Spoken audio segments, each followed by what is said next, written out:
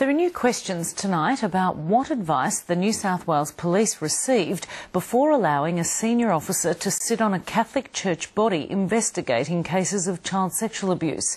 The police officer, who shredded all records of her involvement, was seconded to the Church's Professional Standards Resource Group for 5 years until 2003. Now, the New South Wales Ombudsman has contradicted statements by the state's police minister. The minister told Parliament the Ombudsman's office had approved the police officer's involvement with the church body. The Ombudsman's office maintains there is no record of any review of the appointment. An inquiry by the Police Integrity Commission into the affair is underway. Susie Smith reports. Established by Australia's bishops, the expert panel was created to advise the Church on its response to specific cases of child sexual abuse involving its clergy. The senior officer from the Sex Crime Squad sat on the advisory group between 1998 and 2003. It met monthly for approximately 3 hours. In February, New South Wales Police told Lateline all the information provided by the Church to that officer was anonymous, including the names of the victims and priests under suspicion. At the time, the former chief of the DPP, Nicholas Cowdery QC, expressed his concerns.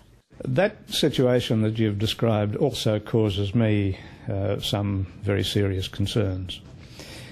We tend to overlook sometimes the issue of conflict of interest. A situation where somebody is serving two interests simultaneously, where the objectives of those interests may not coincide.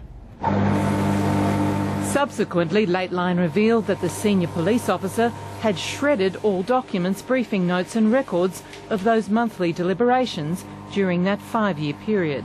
It's quite extraordinary because my experience has always been that official police action is backed up by documents, backed up by records, by reports, by all of the relevant material assembled during the official police activity. So for someone involved in such activity to shred documents like this, I think is quite unusual and indeed extraordinary. The issue of a serious conflict of interest was also raised in the New South Wales Parliament by Greens MLC David Shoebridge.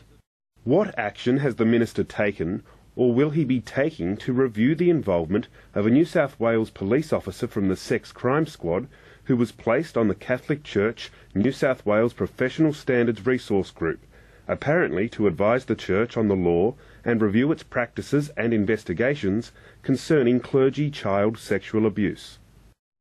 In April, the police minister responded, telling Parliament, "The New South Wales Police Force has advised me the officer's participation on this committee some 8 years ago was supported by the New South Wales Police Force and the New South Wales Ombudsman, as it was considered important that an organisation as large and complex as the Catholic Church had in place appropriate processes to respond to matters including serious allegations of child sexual assault.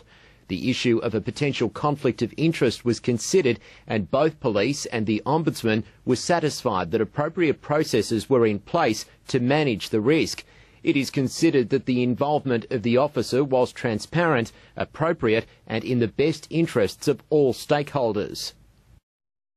Tonight, Lateline can reveal the New South Wales Ombudsman's office says there's no official record of his office supporting the appointment or reviewing it to see if there was a conflict of interest.